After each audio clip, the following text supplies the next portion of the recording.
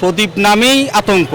এমনকি আমরা এমনও শুনেছি সে যেদিন মানুষ হত্যা করতো না সে পথের কুকুরকে হত্যা করতে গুলি করে। 3-4 করে ফাঁসি দেন দরকার।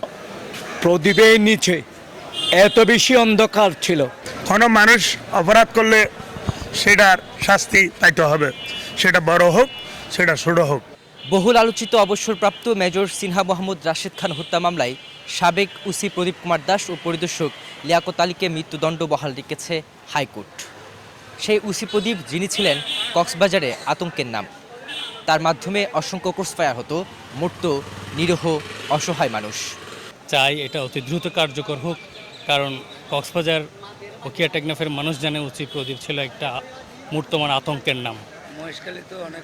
উনি মহেশখালী বলেন, চট্টগ্রাম বলেন, যেখানে উনি ছিলেন সেখানে উনি ছিলেন একটা মূর্তমান আতঙ্কের নাম।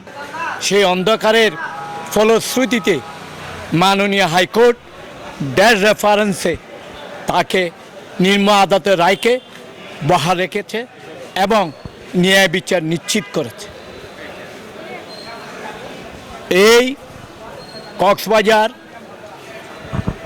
দায়রা আদালত 15 জানুয়ারি 1985 সালে প্রতিষ্ঠার পর থেকে আজ পর্যন্ত যতগুলো মামলা এখানে হয়েছে সবচেয়ে বেশি চাঞ্চল্যকর মামলা হচ্ছে মেজর সিনহা মামলা।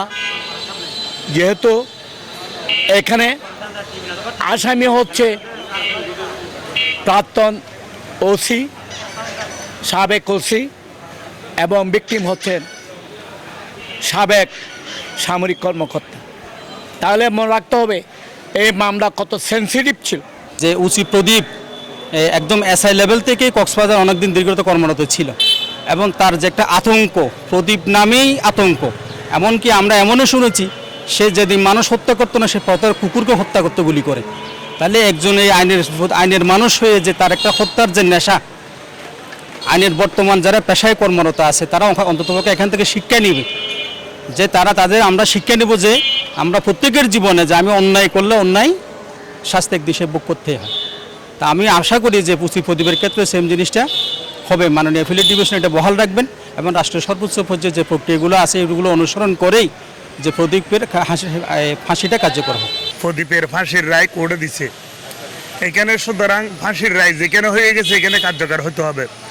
কারণ ওই ফাঁসির রায় যদি কার্যকর না হয়, এই যে যারা আইনের প্রতি শ্রদ্ধাশীল আছে, যারা আইনের প্রতি বিশ্বাস করে বাংলাদেশের মানুষ, অবশ্যই আইনের প্রতি আমরা শ্রদ্ধা করি এবং আইনের প্রতি আমরা বিশ্বাসী। তো ওনাকে কোর্টে যেহেতু রায় দিছে, ওনার ফাঁসি কার্যকর হয়েছে, দ্রুত কীভাবে ফাঁসিটা কার্যকর হয়ে যায় সেটা বাংলাদেশের মানুষ দেখবে, যে কোনো মানুষ অপরাধ করলে সেটার শাস্তি পাইতে হবে, সেটা বড় হোক সেটা ছোট হোক।